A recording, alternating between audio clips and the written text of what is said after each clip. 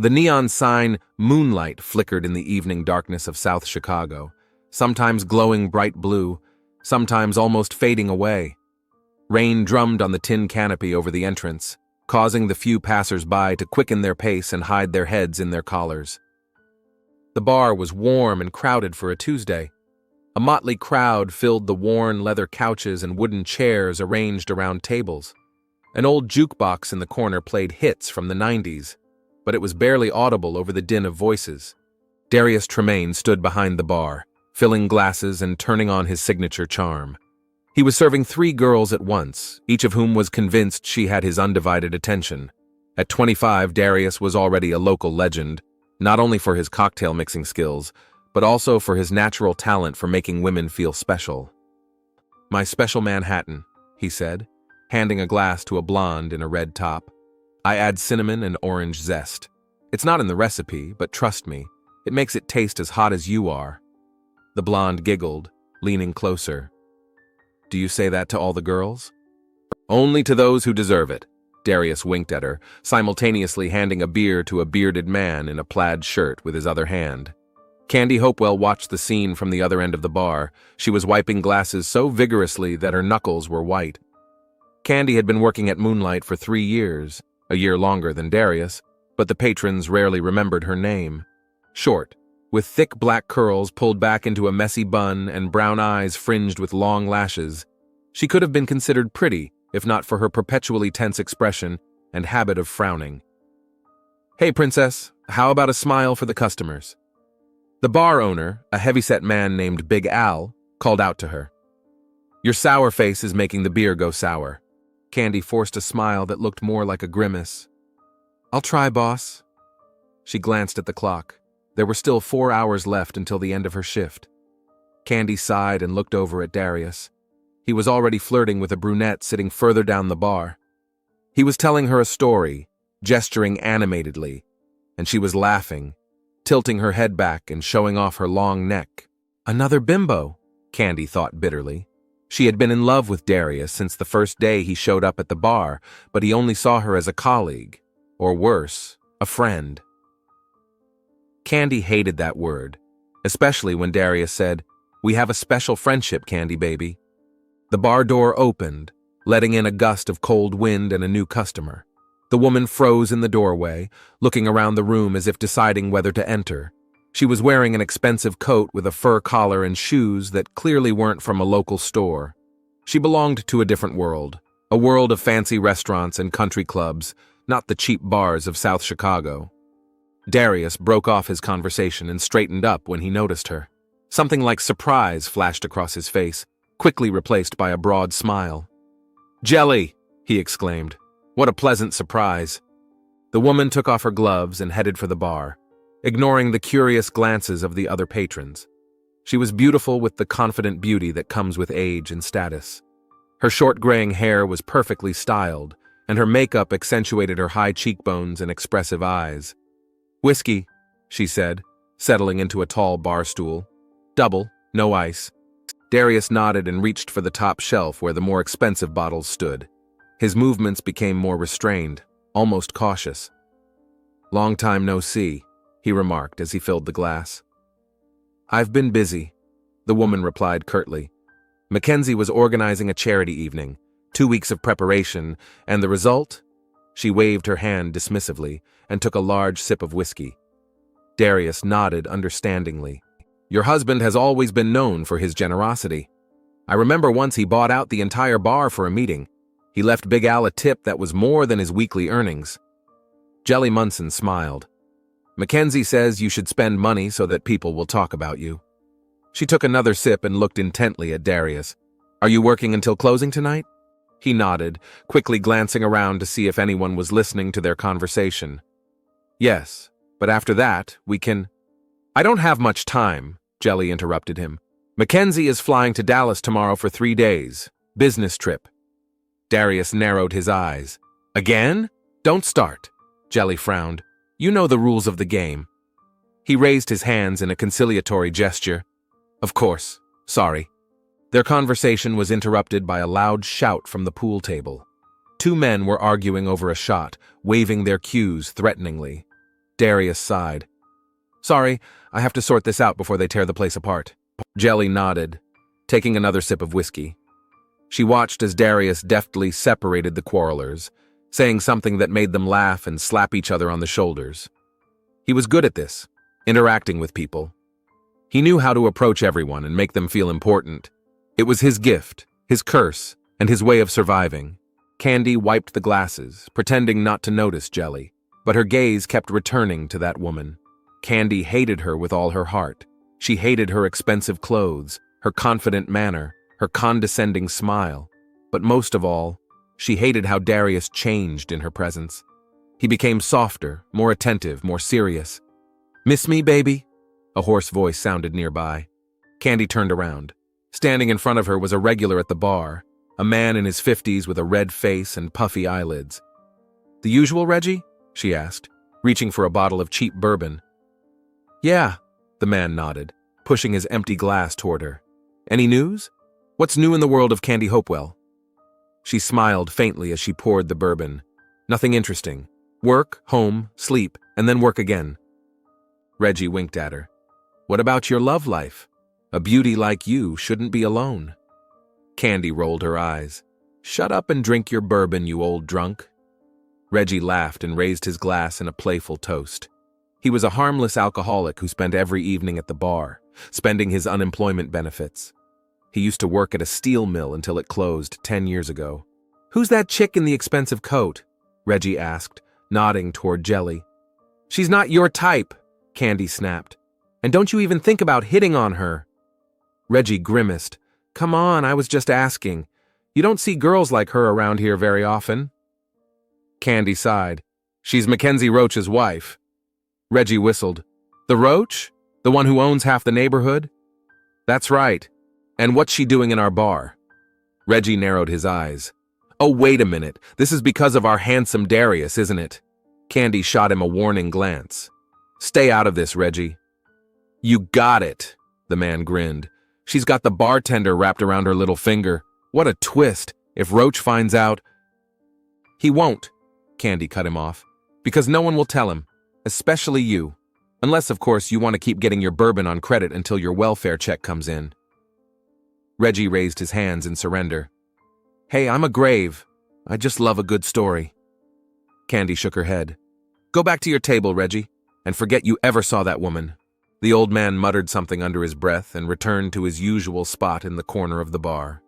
Candy watched him go and turned to Darius, who had returned to the bar. He leaned toward Jelly and whispered something to her, and she smiled. Sincerely, not like she smiled at her husband's charity events. Candy felt a wave of bitterness wash over her. She had known about Darius's connection to this woman for several months. She had seen their glances, their casual touches, heard snippets of their conversations. Once she had even caught them in the back room when she went to get a new bottle of vodka. Darius hadn't even been embarrassed, just asked her to give them 5 minutes. The evening dragged on. The bar gradually filled with people, locals coming to relax after work. Some played darts, some discussed the latest Chicago Bulls game, some just drank alone. It was a typical evening at Moonlight. Jelly stayed behind the bar, slowly sipping her third whiskey. She hardly spoke to the other patrons, completely lost in her thoughts. Darius glanced at her from time to time, but he was busy serving customers. By midnight, the bar had emptied out. Most of the patrons had gone home, leaving only the diehards, mostly lonely men with nowhere to rush to. "Another one?" Darius asked, stopping in front of Jelly. She shook her head. "No, I have to go. Mackenzie will be worried." "Does he ever worry?" Darius asked with a hint of mockery. Jelly frowned. "Don't start. I'm already late." She took a bill out of her purse and placed it on the bar. "Keep the change." Darius covered her hand with his. "When will I see you?" Jelly looked around to make sure no one was watching them. "Call me tomorrow, after Mackenzie leaves for the airport." Darius nodded, reluctantly letting go of her hand. "Be careful on your way home." Jelly smiled and jumped off the stool. She headed for the exit, leaving a trail of expensive perfume behind her. Candy watched her go with a look of undisguised hatred. When the door closed behind Jelly, Darius turned to her. "What's wrong with you? You've been sulking all evening." "Nothing," Candy snapped. Just tired. Come on. Darius smiled, the same smile that always made Candy's knees weak. Is it because of jelly? You know there's nothing serious between us. Candy snorted. I'm not interested in your personal life. Really? Darius raised an eyebrow. I think you are. He moved closer to her and lightly touched her shoulder. Listen, baby, I don't want there to be any misunderstandings between us. We're friends, right? Candy looked at him for a long time. Of course. Friends. Darius smiled. That's great. By the way, can you help me tomorrow? I need to pick something up from the store and my car is in the shop. As always, Candy thought. His old Chevrolet was always breaking down, but Darius didn't want to replace it, claiming that they had a special relationship. Sure, she heard herself say. What time? 10, Darius suggested. I'll pick you up. Candy nodded, knowing that she was agreeing not only to a trip to the store, but also to another dose of pain. Darius used her feelings to get what he wanted. He didn't do it out of malice. It was just the way he was. He took everything he could from life without thinking too much about the consequences. By 2 in the morning, the bar was empty. Big Al had left long ago, leaving them to close up. Darius counted the takings while Candy wiped down the tables. It was a good day, Darius remarked as he sorted the bills into stacks. More tips than usual. Uh-huh, Candy replied indistinctly without looking up. Darius put the money aside and walked over to her. Hey, what's wrong with you today? You seem different. Candy straightened up and looked him straight in the eye. How am I supposed to be, Darius? Cheerful? Carefree? Like the girls you make up stories about? He blinked in surprise. Whoa, where did all that venom come from? What did I do? Nothing. Candy shook her head. Absolutely nothing. It's my problem. Darius paused, studying her face. You know, I never understood why you get so worked up. Life is complicated enough as it is. Why make it even more complicated? That's easy to say when you always get what you want. Candy turned away, returning to wiping the tables. Darius smiled. Is that what you think? That I always get what I want? Isn't it? Candy turned to him. Women throw themselves at you. Even women like Roach's wife. You live for today without a care for tomorrow. No commitments, no responsibilities. Everyone has their own life, baby. Darius shrugged. It's not my fault you chose to suffer. Candy felt a lump rise in her throat. Go to hell. She threw the rag on the table and headed for the door. Hey, we're not done yet, Darius shouted after her. I'm done, Candy said without turning around. You can finish it yourself. Stepping outside, she took a deep breath of the cool night air. The rain had stopped, but the sidewalks were still wet. Candy leaned against the wall of the building, feeling her heart pound wildly. She had been in love with Darius from the first day they met, hopelessly, painfully, as only people in their early 20s can fall in love, with all their being, without looking back. Darius knew how she felt. Of course he did. And sometimes, when he was lonely or bored, he even responded to her feelings. They spent several nights together, after particularly long shifts or noisy parties, but it meant nothing to him. Just another diversion, another way to pass the time. And now here was Jelly Munson with her expensive perfume and her status as the wife of one of the most influential men in the neighborhood. And Darius had gone completely mad. He was risking not just his reputation, but his life. Mackenzie Roach was not a man to be trifled with. His violent temper was legendary. They said he shot his first wife when he caught her with her lover and fed her body to the dogs. Of course, these were just rumors, but there's no smoke without fire. The bar door opened and Darius appeared in the doorway. Hey, are you okay? Candy wiped her eyes and nodded.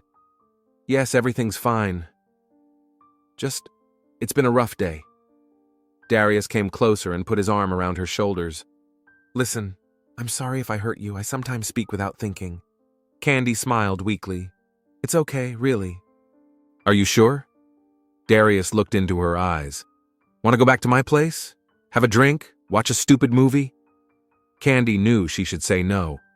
She knew she was stepping into the same trap again, but instead, she nodded. Okay, just let's finish up here first. Darius smiled and kissed her on the forehead. You're the best, Candy baby. I don't know what I'd do without you. He'd find another fool, Candy thought, but said nothing. They returned to the bar to finish cleaning up. An hour later, Darius locked the front door and they walked to his apartment, located 3 blocks from the bar. The night was cool but starry. Candy walked beside Darius, listening to him talk about a new cocktail he had invented recently. "Imagine mixing tequila with raspberry syrup and adding a little hot pepper," he said, gesturing animatedly. "It's incredible. I'm going to call it Fiery Kiss."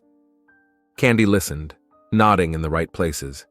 She knew that this evening would end just like the previous ones. They would drink, laugh at some silly show, and then end up in bed. In the morning, Darius would act as if nothing had happened, and she would hate herself again for her weakness. And in a day or two, he would go to Jelly Munson's luxurious house in the suburbs and make love to her on silk sheets. And perhaps in those moments he wouldn't even remember that Candy Hopewell existed. But right now, he was here, warm and real, and that was enough. At least for tonight. Darius's apartment was a creative mess. Books and magazines were scattered everywhere, and empty bottles of expensive alcohol, samples, as he called them, stood on the kitchen table. The walls were covered with posters of jazz musicians and old vinyl records. "Make yourself comfortable," Darius said, turning on the light. "I'll get us something to drink." Candy sat down on the worn sofa, watching Darius work his magic with the bottles.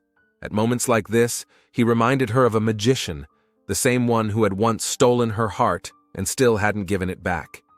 "Here's to us," said Darius, handing her a glass filled with a dark red liquid. "To best friends who will always support each other." Candy took a sip and felt the sweet taste give way to a burning aftertaste, just like their relationship, sweet at first, then painful.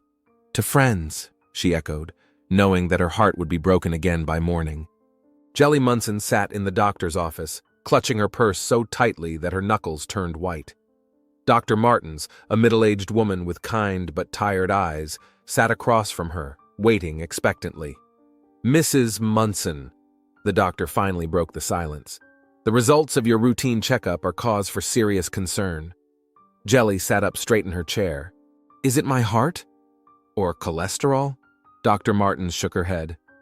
"No, unfortunately, your HIV test came back positive." A ringing silence hung in the office. Jelly stared at the doctor as if she were speaking a foreign language. "This is a mistake," she finally said. "There must be a mistake. I'm married, I don't—" "We tested twice," the doctor interrupted gently. "The result is clear, human immunodeficiency virus." "That's impossible," Jelly whispered. "I don't take drugs, I don't—" She stopped mid-sentence, her face suddenly turning pale. "Oh my God." Dr. Martins pushed a glass of water toward her. "HIV isn't the death sentence it used to be. Modern treatments allow you to live a full life, but it's important to start treatment as soon as possible. And of course, to inform all of your sexual partners." Jelly nodded mechanically, but her mind was far away. Darius. It could only be him. Mackenzie was too cautious, too devoted, despite their cooling relationship. It was definitely Darius. "When should I start treatment?" she asked in a lifeless voice. "As soon as possible. I have the contact details of a specialist who—" Jelly wasn't listening anymore. Only one thought pulsed through her head. Find Darius. Immediately. The sun was shining brightly when Jelly parked her Lexus near the apartment building in the working-class neighborhood where Darius lived. Her fingers trembled as she dialed his number on her cell phone. "Hey, baby," his sleepy voice answered. "Isn't it a little early for a visit?" "I'm downstairs," Jelly cut him off. "Come down. We need to talk." Something in her tone made Darius wary. "Is something wrong? Come down, now." 5 minutes later, Darius appeared at the entrance. Jelly rolled down the passenger side window. "Get in," she ordered. Darius hesitated, then slid into the seat next to her. He smelled of sleep and yesterday's cologne. "Where are we going?" "Somewhere where no one can hear us," Jelly replied, pulling away. They drove out of the city and stopped at a deserted lookout point overlooking Lake Michigan. Jelly turned off the engine and turned to Darius. "I have HIV," she said without preamble. Darius froze. Something like panic flashed across his face, but it quickly turned to feigned surprise. "What? How is that possible?" "Don't pretend," Jelly said, staring at him. "I saw your face, you knew. You fucking bastard, you knew, and you didn't tell me." Darius lowered his eyes, his shoulders slumping. I wasn't sure. Liar! Jelly slammed her hands on the steering wheel. I can see right through you. How long have you known? Darius sighed. A couple of months. My ex called and said she tested positive. I should have gotten tested, but... And instead you kept sleeping with me. Jelly's voice trembled with rage. Without protection, knowing you could infect me. I didn't think it would really happen, Darius muttered. The odds aren't that high. Shut up, Jelly cut him off. You knowingly put me at risk. You ruined my life. What am I going to tell Mackenzie? How am I going to explain this? Darius was silent, staring out the window. I didn't want this to happen, he finally said. I'm sorry, Jelly. I was afraid of losing you. Lose me? Jelly laughed bitterly. You used me. I was just a toy, a trophy. A rich married woman cheating on her dangerous husband with a bartender. Darius suddenly sat up straight, his face hardening. What was I to you? Exotic entertainment? A spicy condiment to your bland married life? Don't change the subject, Jelly hissed. I never lied to you, and I certainly didn't endanger your health. They sat in heavy silence. Finally, Jelly said, It's over. I don't want to see you anymore. Ever.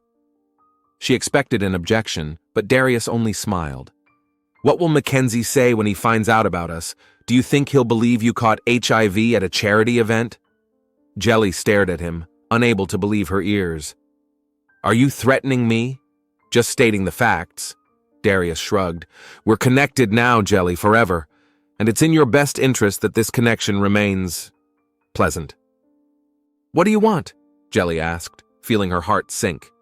For starters, 5,000, he said casually, as if asking for a pack of cigarettes. Cash. We'll see how it goes from there.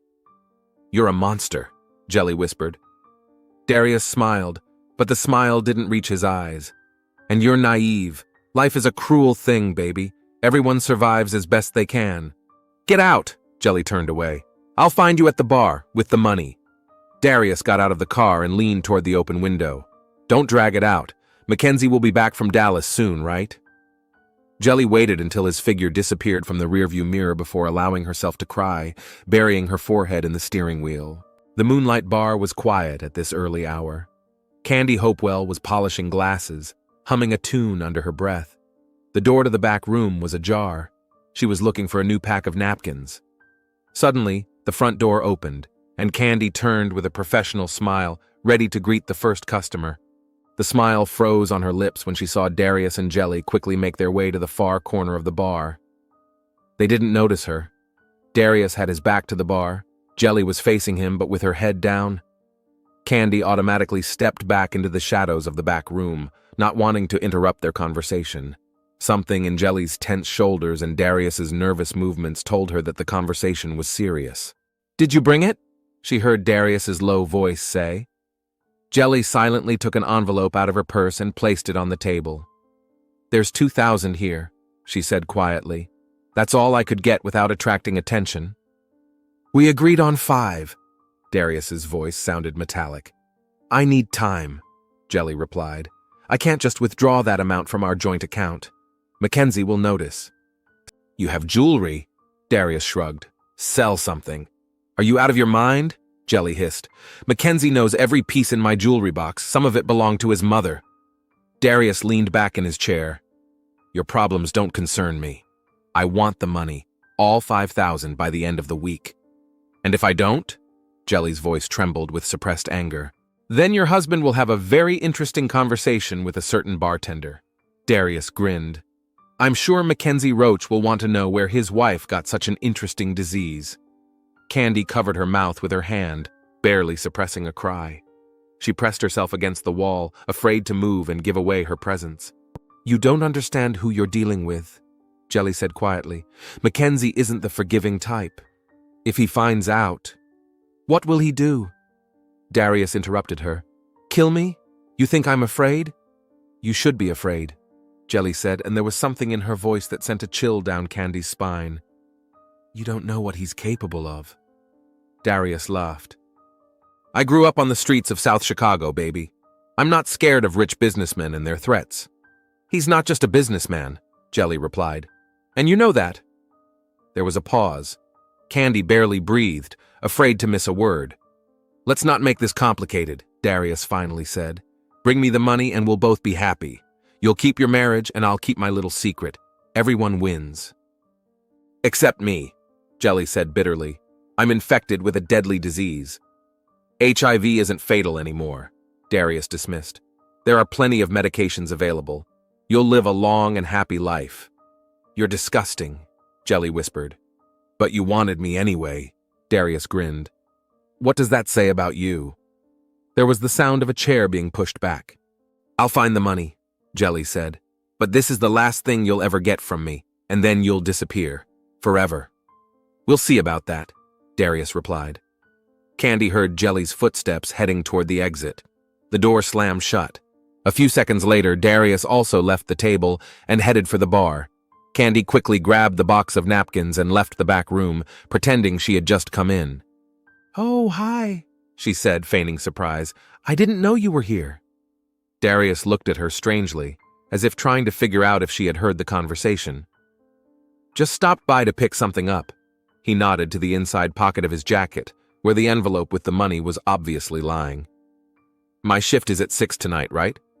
"Yes," Candy nodded, trying to act casual. "Same as usual." Darius winked at her. "See you tonight, beautiful." When the door closed behind him, Candy sank down onto a bar stool, her knees trembling. HIV Darius knew he had HIV and continued to sleep with Jelly. But what about her? They had made love just a week ago, but fortunately, Darius had always insisted on using a condom. "I don't want any problems, baby. No kids, no diseases." Now she understood why. Candy felt nausea rising in her throat. She rushed to the bathroom and barely made it to the stall before she threw up. With trembling hands, she took out her phone and found the number for the nearest clinic. She needed to get tested. Immediately. Mackenzie Roach was sitting in his office when there was a knock at the door. "Come in," he said, without looking up from his documents. Mr. Roach, his secretary, a short woman with a neat bun, placed a folder on the desk. "The report you requested," Mackenzie nodded. "Thanks, Sarah, that's all." When the door closed, he opened the folder. Inside were photographs. The first one showed Jelly leaving a restaurant with an elderly woman. The second one showed her shopping at a mall. Nothing unusual. But then came the photos that made his face darken. Jelly entering a little-known bar in South Chicago, sitting at a table with a young man, dark-skinned, with dreadlocks tied back in a ponytail. In the last photo, they are leaving together, the man's arm possessively around his wife's waist. Mackenzie slowly closed the folder, his large, gnarled hands clenched into fists. In the foggy depths of his memory, his mother's face appeared, her voice, "Never let anyone take what is yours, son, never." He pressed a button on his phone. "Sarah, find me information on the Moonlight Bar in South Chicago, and everything you can find on the people who work there. Right away, Mr. Roach." Mackenzie leaned back in his chair, drumming his fingers on the table. He didn't need any more proof. He could spot a lie a mile away. Jelly had been lying to him for months. Her yoga classes and book club meetings were all covers for her dates with this bartender. Strangely, he felt no pain or disappointment, only cold rage. Jelly was his wife, his property. No one had the right to touch what belonged to Mackenzie Roach. Candy left the clinic with a referral for tests. The doctor reassured her that the risk of infection was minimal if a condom had been used, but recommended that she get tested anyway. The results would be ready in 3 days. 3 days of waiting and fear. She walked down the street, oblivious to the passers-by and the cars driving by. Darius's words echoed in her head. "Everyone survives as best they can." That phrase now sounded like a revelation, like the key to understanding his true nature. He wasn't good or evil, just completely selfish. Everything in his life revolved around him. He remembered how a week ago he had come to her house late at night, brought wine, and said, "Candy baby, you're the only one who understands me." They made love, and Darius, as always, insisted on a condom. Now she understood that it wasn't out of concern for her, it was just fear of exposure. All these years, she had been in love with a ghost, an image created by her imagination. The real Darius was a monster, capable of deliberately infecting a woman with HIV and then blackmailing her. What else was he hiding? How many other women had suffered from his selfishness? When Candy returned to the bar for her evening shift, there were few customers. Darius was supposed to join her in an hour. She was automatically wiping glasses when the bar door opened, and a tall man in an expensive suit walked in, Mackenzie Roach himself. The conversations died down, and the patron stepped aside to let him pass to the bar. Candy felt a chill run down her spine. "Good evening," Mackenzie said with that special smile that always gave Candy goosebumps. "You're Candy, right? I need to talk to Darius Tremaine." "Hello, Mr. Roach," Candy said, trying to keep her voice steady. "Darius isn't here yet. His shift doesn't start for another hour." Mackenzie nodded, looking around the bar. "Then I'll wait for him here. Bring me a whiskey. Double, no ice." Candy poured the drink, set it in front of Mackenzie, and walked away, trying not to look scared. He sat there for half an hour, slowly sipping his whiskey and watching the patrons. When Candy approached to ask if he needed anything else, Mackenzie suddenly said quietly, "My wife is often here." It was not a question, but a statement. Candy froze, not knowing how to respond.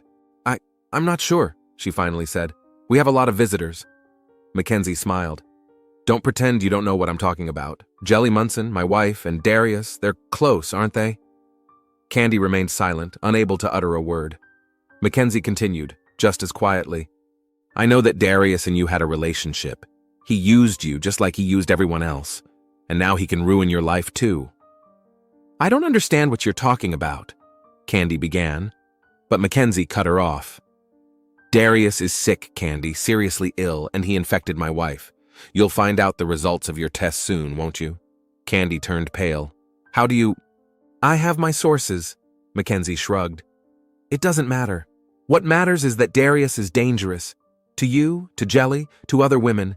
He won't stop." He took a business card out of his pocket and placed it on the counter. "If you want to talk, call me, anytime." Mackenzie stood up, left the bill next to the empty glass, and headed for the door. At the door, he turned around. "Think about it, Candy. Sometimes we have to protect ourselves and others from people like Darius." When the door closed behind him, Candy picked up the card with a trembling hand and hid it in her apron pocket. Mackenzie knew about her and Darius. He knew about the disease. He knew about the tests. Such knowledge was frightening but strangely reassuring. He didn't see her as a rival, but as another victim of Darius. The door opened again and Darius entered, beaming as usual. "Hey, beautiful, how's it going?" Candy looked at him, and something cold awakened in her eyes. How could she not have noticed the falseness, the pretense? Darius was like a beautiful wrapper with rotten contents. "Everything's fine," she replied, turning away. "We have a lot of cocktail orders today." Darius came closer. "Hey, what's wrong? You seem strange." "Nothing," Candy smiled awkwardly. "Just tired." He shrugged and began to prepare for his shift, flirting with the female customers as usual. Candy watched him out of the corner of her eye, thinking about the business card in her pocket and Mackenzie's words. Sometimes we have to protect ourselves and others. "Listen," Darius said when they were alone during a lull in the rush.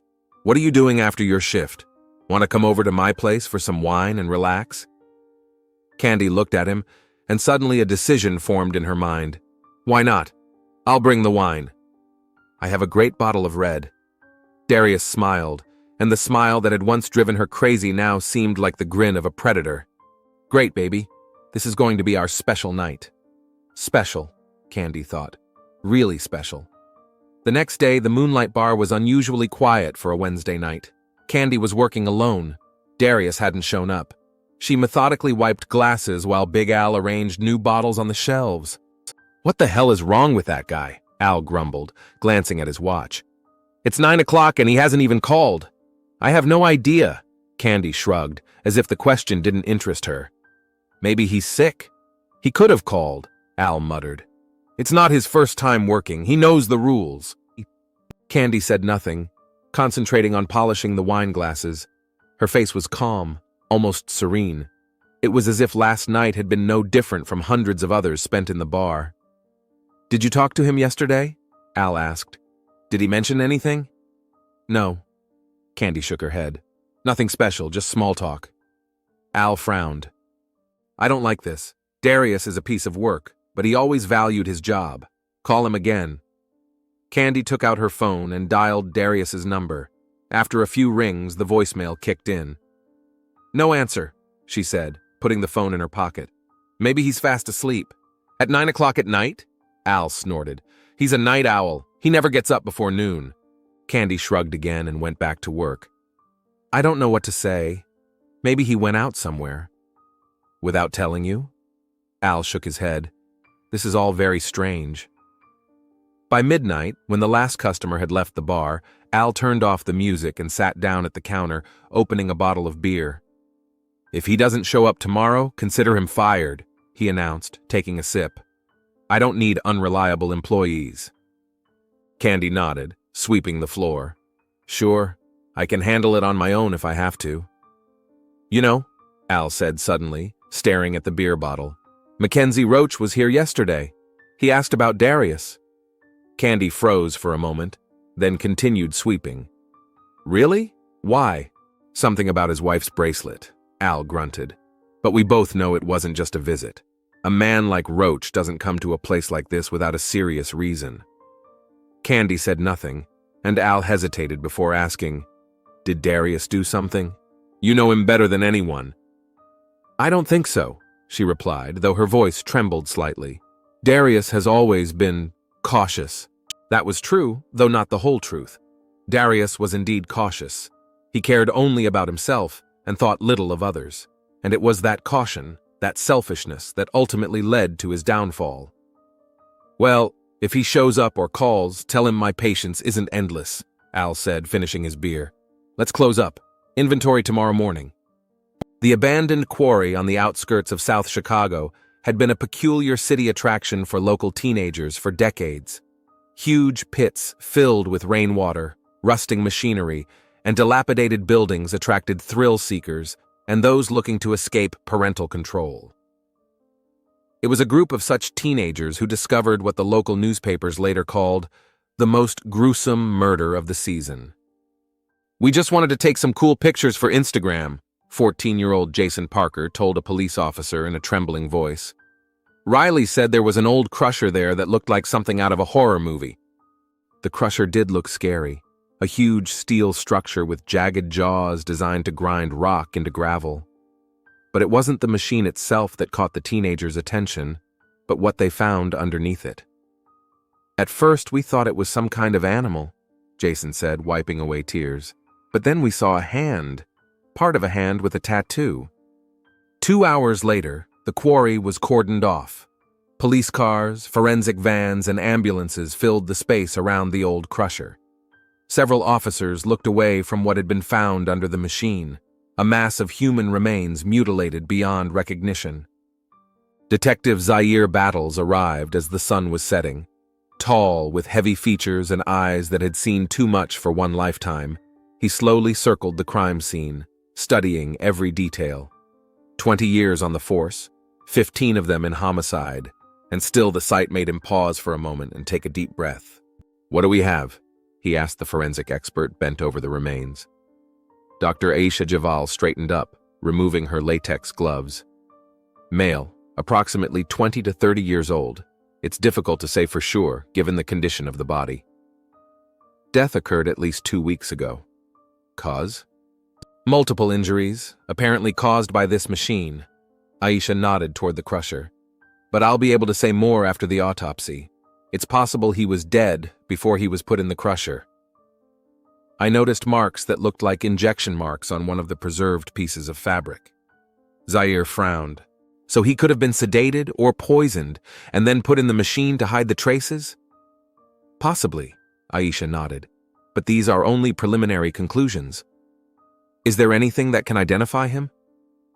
Parts of a tattoo on his forearm, a lion with a crown, and surprisingly, an almost intact wallet in the back pocket of his jeans. Apparently, the body was positioned so that this part wasn't hit as hard. Zaire picked up the transparent bag with the blood-stained wallet. Darius Tremaine, he read the name on the driver's license. 25 years old, address in South Chicago. Check the missing persons reports for the last 2 weeks. he said to a young officer standing nearby. See if anyone reported him missing. The morgue greeted Zaire with its familiar smell of formaldehyde and sterile silence. Aisha Javal stood over the operating table where the gruesome remains of Darius Tremaine lay. What do you have, Aisha? My guess was confirmed, she said, pointing to the microscope. Flutazepam was found in the blood. Do you know what that is? Rohypnol? Zaire frowned. A sleeping pill that is sometimes used for… Exactly, Aisha nodded. A date rape drug, as it's often called. It causes severe drowsiness, muscle relaxation, and partial amnesia. When mixed with alcohol, the effect is magnified several times over. So he could have been drugged, and then when he lost consciousness? Most likely that's what happened, Aisha confirmed. But there's something else interesting. I found HIV antibodies in his blood. Zaire raised his eyebrows in surprise. He was HIV positive? Yes, and judging by the tests for quite some time, possibly several months or even years. The detective rubbed his chin thoughtfully. That could be a motive. If he infected someone, especially if he did it on purpose. Theoretically, Aisha agreed. Transmitting HIV without warning your partner is a crime in most states. The Moonlight Bar didn't look nearly as inviting in the daytime as it did at night. The faded sign, peeling paint on the facade, and trash at the back entrance all gave the impression of decay and neglect. Zaire and his partner, Sergeant Michael Thompson, went inside. Behind the bar, an elderly man was wiping glasses, preparing for the evening rush. Chicago Police, Zaire introduced himself, showing his badge. I need to talk to the owner. That's me, replied the man. Alfred Johnson.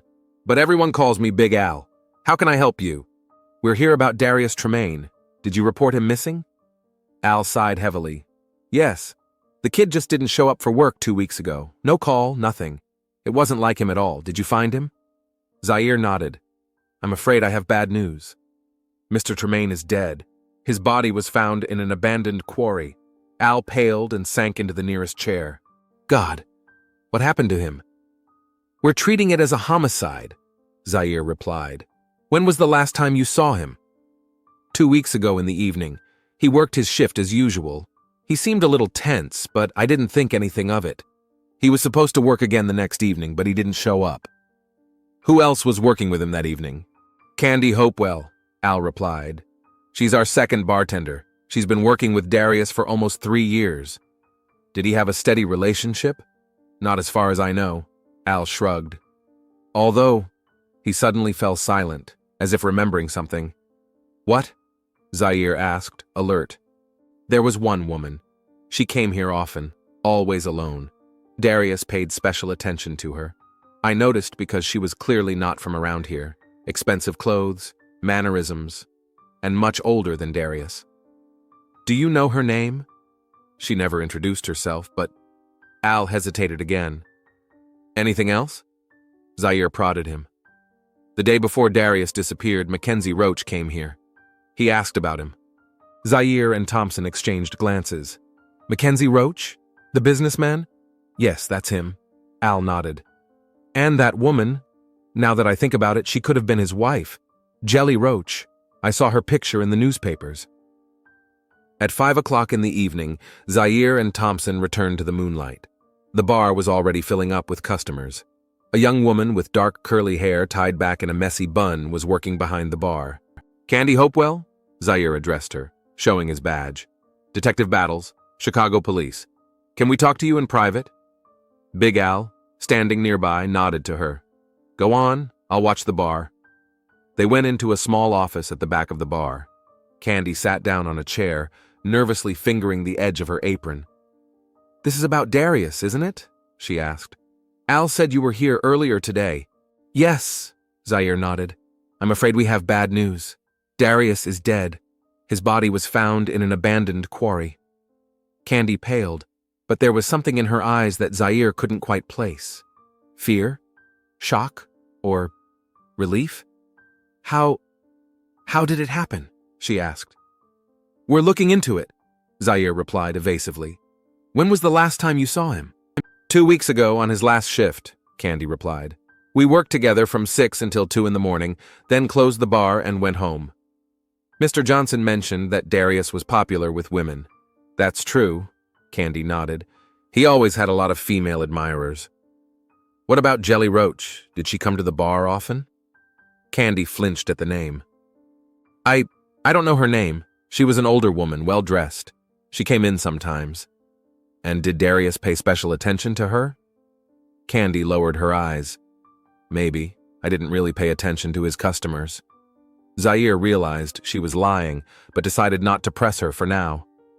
Did you know that Darius was HIV positive? Now the reaction was clear. Candy raised her head sharply, and real fear flashed in her eyes. Yes, I found out shortly before he disappeared. How did you find out? I overheard a conversation, she replied reluctantly. He was talking to that woman, the one you called Jelly. She found out she had HIV and accused Darius of infecting her, knowing he was HIV positive. And what did Darius say?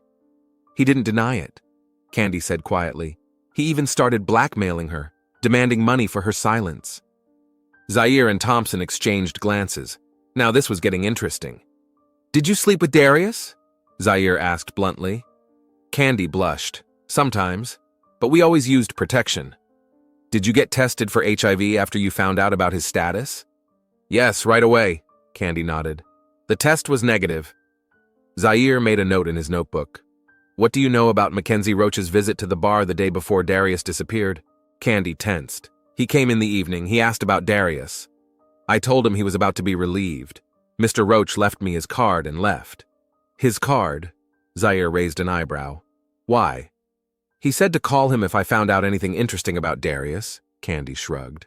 I didn't think much of it. Did you call him? No, Candy replied quickly. Too quickly, Zaire noted to himself. Where were you the evening after Darius's last shift? At home, Candy replied. Alone. I watched TV, then went to bed. Can anyone confirm that? No, I live alone. Zaire nodded, making another note. Thank you for your cooperation, Miss Hopewell. If you remember anything else that might help the investigation, please call me, he said, handing her his business card. Candy took the card, and Zaire noticed that her hand was trembling slightly. The Mackenzie Roach mansion in an affluent suburb of Chicago resembled a small palace. The immaculately manicured lawn, marble columns, and fountain in front of the entrance all screamed wealth and power. To the detective's surprise, Roach agreed to see them without a warrant.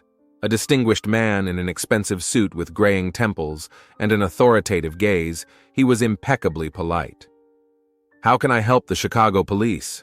He asked, inviting them into a luxurious office. We're investigating the murder of Darius Tremaine, Zaire said bluntly. I understand this may be an unpleasant question, but we know you visited the bar where he worked shortly before his disappearance. Mackenzie showed no surprise or concern. Yes, that's true. I had information that Mr. Tremaine may have had an intimate relationship with my wife. I wanted to see for myself. And you did? Asked Zaire. Let's just say I found enough to confirm my suspicions, Mackenzie replied calmly. But if you're implying that I might have been involved in his death, you're wrong. I have an alibi for the night he disappeared. I was at a charity dinner at the Ritz-Carlton Hotel. There were over 200 witnesses, including the mayor. We'll check that, of course, Zaire nodded. And where was your wife that evening? At home, as far as I know. Mackenzie shrugged. But you'd better ask her yourself. Sarah, he called, and his secretary entered the office. Please invite Mrs. Roach in. The detectives would like to speak with her.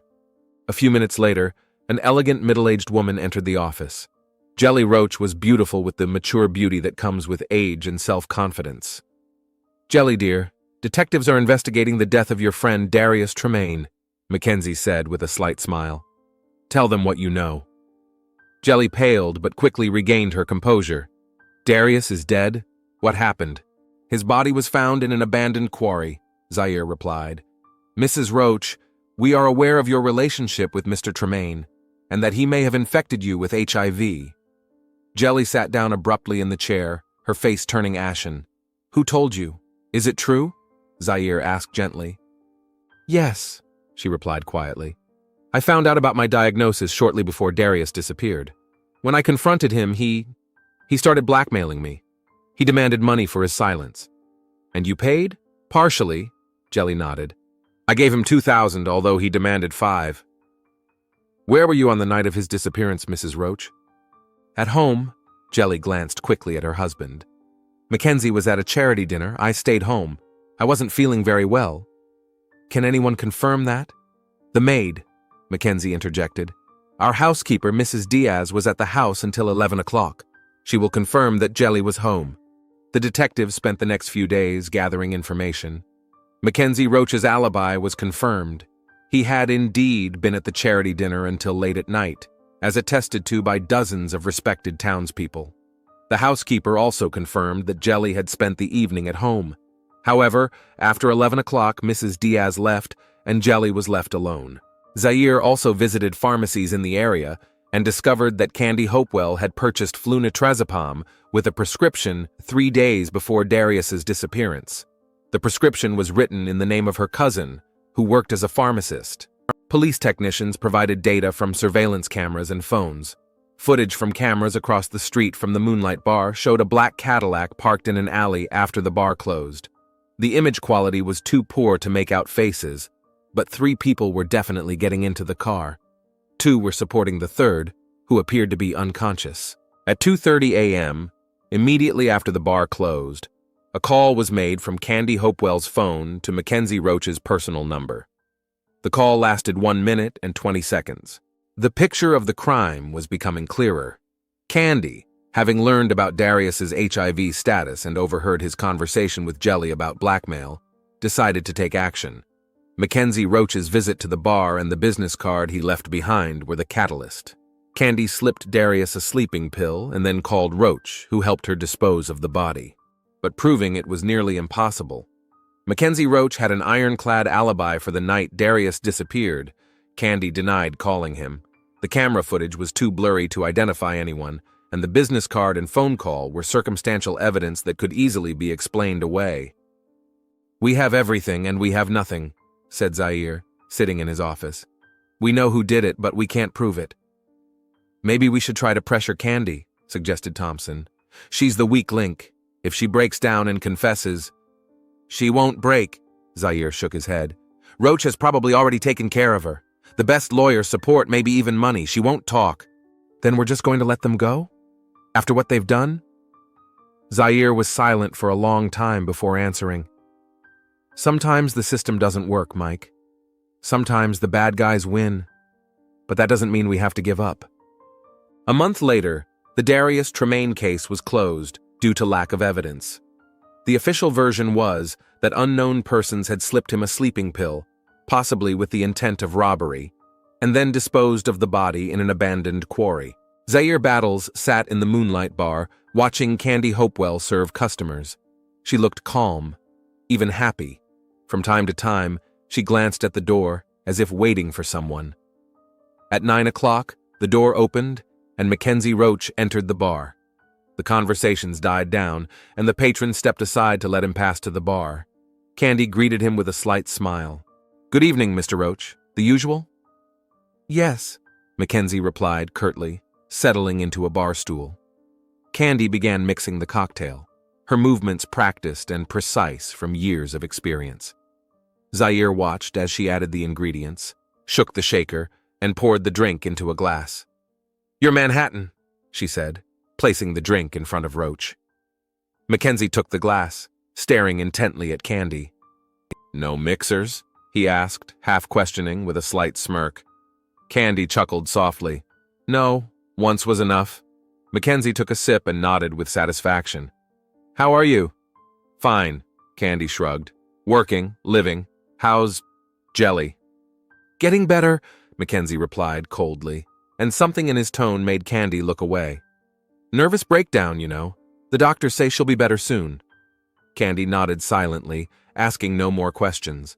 Mackenzie finished his cocktail and placed a large bill on the bar. Keep the change. See you soon. Zaire finished his beer and stood up, leaving his money on the table. As he left the bar, he glanced back at Candy, who was watching Mackenzie with a calm, almost satisfied look. But she noticed the detective and tensed for a moment before turning away to other customers. It was raining outside. Zaire turned up the collar of his jacket and walked to his car. Sometimes justice doesn't prevail. Sometimes the guilty go unpunished. but that doesn't mean you should stop fighting. His phone rang in his pocket. A new case, a new victim, a new chance to restore justice. Life went on,